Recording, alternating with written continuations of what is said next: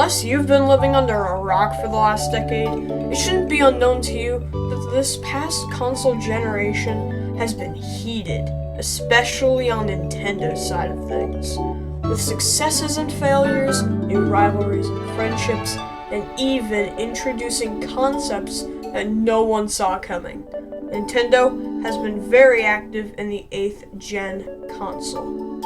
In today's video, I'll be discussing the ins and outs of everything Nintendo in the last couple of years.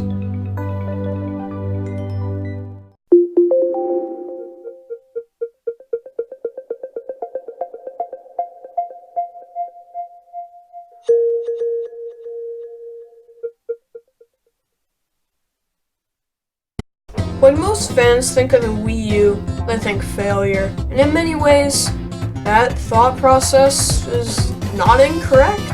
Cheesy market repeatedly attempted to target parents and children in the form of ads, frankly, failing at its job. Perhaps if Nintendo used a more realistic formatting system, the ads would have been better, but unfortunately, this was not the case. Avid developers still existed though, and of course, they wanted to put their games on several consoles so they could reach a larger audience. Due to the Wii U's poor marketing though, third-party developers that did exist were very poor, and I'm not gonna go into so much detail, but the amount of filler garbage that was on that Wii U console was more than the number of videos on YouTube. A lot. I'm sure everyone remembers Meme Run, which even got taken down due to copyright issues. And don't even get me started about Animal Crossing Amiibo Festival. Animal Crossing Amiibo Festival was also terrible. The complete opposite of the Animal Crossing return we were all hoping for.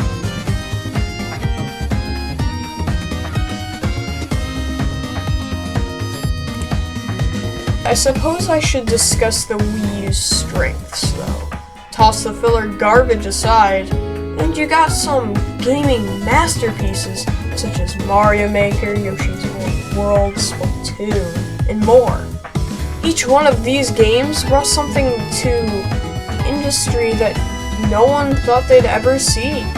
In the Super Mario Maker game, you can create your own levels and share them with the world, or even try other people's. The only limit is your imagination. Splatoon changed the shooter game franchise into ink. Regardless, it was a hilarious game that resulted in laughs in every playthrough. These types of games were needed to show that Nintendo would still stand strong, especially in a time when companies such as Microsoft were developing systems far greater with technical advantages than those of Nintendo.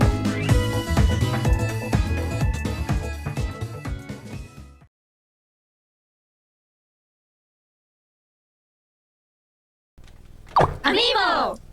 A little more than 2 years after the Wii U's release, the Big N introduced their own spin on Toys to Life in form of Amiibo! Amiibo are figures that you can scan into your games to unlock bonuses, characters, and skills.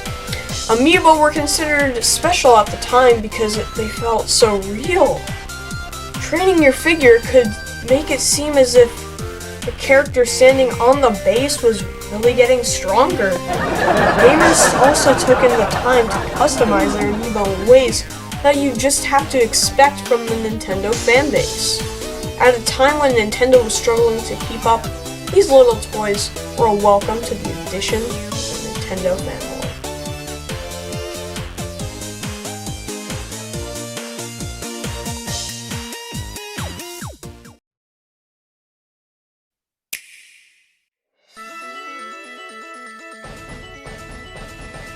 Fast forward to 2016, the Wii U was failing miserably. with little support from Nintendo, third-party developers alike. 3DS was counting its last days, and all of this was a sure sign that Nintendo needed something else, so they would still be able to stay in the market. But rather than a traditional portable or traditional home console, Nintendo introduced something that no one, and I mean literally no one, expected. Cue the Nintendo Switch. The Nintendo Switch is a system that can change from a home console to a portable in a matter of seconds. When the system was first shown with Mario Kart, Zelda, and even 3D Mario in late 2016, and fans were immediately interested, hooked. Could Nintendo have regained their crown? The answer is yes, yes, yes! Even though the graphics may not match the Xbox One X or the PS Pro's 4K resolution with over 60 frames per second, at the time, no one seemed to care. Seeing such an interesting concept got developers' eyes opened. And because of this, Switch's library was probably one of Nintendo's largest, and I mean largest, in a while.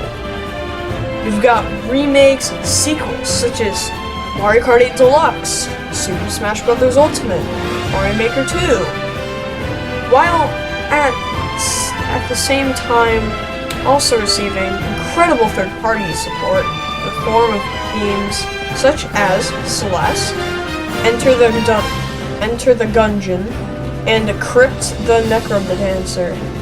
The Switch even became so successful in early 2018, Microsoft decided it was time to show them some respect, giving Nintendo practically all of their most successful games. Minecraft, Ori and the Blind Forest, the list goes on and on. Needless to say, the Nintendo Switch was probably and will be Nintendo's most successful console yet in the current gen, and perhaps even the best they've ever made.